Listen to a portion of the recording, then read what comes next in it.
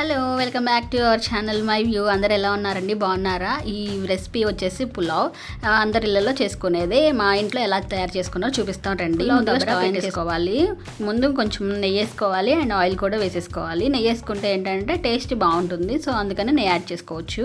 ఆ నెయ్యి and oil కొంచెం వేగిపోయిన తర్వాత హోల్ బిర్యానీ మసాలా స్పైసెస్ అన్నీ కూడా వేసేసుకోవాలి. ఇవి కొంచెం ఫ్రై అయిపోయిన తర్వాత ఆనియన్ అండ్ పచ్చిమిర్చి కూడా వేసుకోవాలన్నమాట. అవి కూడా మంచిగా ఫ్రై అయిపోయిన తర్వాత 1 or 2 స్పూన్స్ అల్లం వెల్లుల్లి పేస్ట్ వేసుకోవాలి. ఇది కూడా బాగా ఫ్రై అయ్యి మంచి స్మెల్ వస్తుంది. ఆ తర్వాత కొంచెం టమాటోస్ అండ్ క్యారెట్ కూడా వేసుకోవచ్చు. మనకి ఇష్టమైతే ఇంకా పొటాటో, బీన్స్ అవన్నీ కూడా వేసుకోవచ్చు అనమాట. మాకు అవి అవైలబుల్గా లేవు కాబట్టి టమాటో అండ్ క్యారెట్ వేసుకొని మగ్గించుకోవాలి. మీరుండే ఏరియాలో ఈ రెసిపీని ఏమని పిలుస్తారో కామెంట్ చేయండి. పలావ్ అంటారా, పులావ్ అంటారా, బిర్యానీ అంటారా, లేదా కలర్ రైస్ అని అంటారా కామెంట్ సెక్షన్లో తెలియచేయండి. ఈ పులావ్ టేస్ట్ అంతా కూడా ఫ్రై చేసుకోవడంలోనే ఉంది. ఇవి వెజ్జెస్ అన్నీ బాగా ఫ్రై చేసుకున్నట్టయితే టేస్ట్ కూడా అంత బాగుంటుందన్నమాట. మన భోజనాల్లో వచ్చేస్తాం కదా, అంతకంటే కూడా ఇంట్లో ప్రిపేర్ చేసుకున్న పులావ్ చాలా బాగుంటుంది.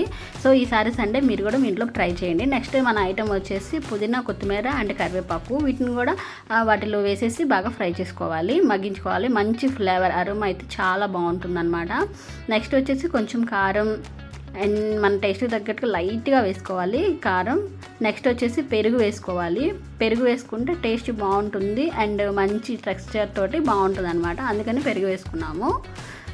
సో వీటన్నిటిని వేసేసుకొని ఒకసారి ఫ్రై చేసుకున్న తర్వాత గ్లాస్ బియ్యానికి గ్లాసున్నర వాటర్ కొలదనమాట. వీటిని వేసుకొని మనం ఎన్ని బియ్యం తీసుకున్నాం దాని లెక్క తగ్గట్టుగా బియ్యం వేసుకొని ఒకసారి మొత్తం కలిపేసుకొని తిప్పేసుకోవాలి.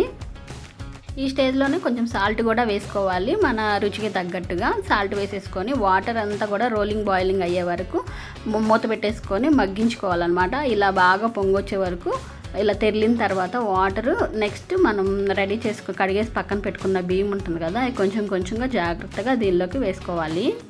ఈ స్టేజ్లోనే కొంచెం గరం మసాలా కూడా వేసుకోవచ్చు మనకి అవసరం అయితే, లేదంటే స్కిప్ చేసినా పర్లేదన్నమాట. ఇంకా ఇవన్నీ కూడా మంచిగా కలిపేసుకొని ఉప్పు అన్నీ సరిపోయినా లేవో చూసేసుకొని, సరిపోకపోతే టేస్ట్కి తగ్గట్టుగా అన్నీ కూడా అడ్జస్ట్ చేసేసుకొని ఆవిరి బయటకు పోకుండా ఒక లిడ్ తోటి కవర్ చేసేసుకోవాలన్నమాట. అండ్ మీ అందరిని ఒక క్వశ్చన్ అడగడం మర్చిపోయాను. మీరైతే పులావ్ని ఏ కాంబినేషన్ తోటి తింటారు? చికెన్తోనా, మటన్తోనా, నాటుకోడితోనా, అరే ఇంకా ఏ కాంబినేషన్తో, లేకపోతే వెజ్ కర్రీతో తింటారా? ఏ కాంబినేషన్తో తింటారో కింద కామెంట్ సెక్షన్లో నాకు తెలియచేయండి. మేమైతే చికెన్ గోంగూర అండ్ పెరుగు కాంబినేషన్ తోటి తింటాము. మొత్తం తీసి చూడండి చాలా చక్కగా ఉడికిందనమాట. లాస్ట్లో ఫైనల్గా కొత్తిమీర అండ్ పుదీనాకు పైన గార్నిష్ లాగా చేసేసుకొని కొంచెం నెయ్యి వేసుకుంటే ఇంకా టేస్ట్ బాగుంటుందని కొంచెం నెయ్యి కూడా వేసేసాము. చూడండి పొడి పొడిగా రైస్ అయితే బాగా ఉడికింది. ఇప్పటివరకు వీడియో చూసినందుకు చాలా thank you. Please share and subscribe.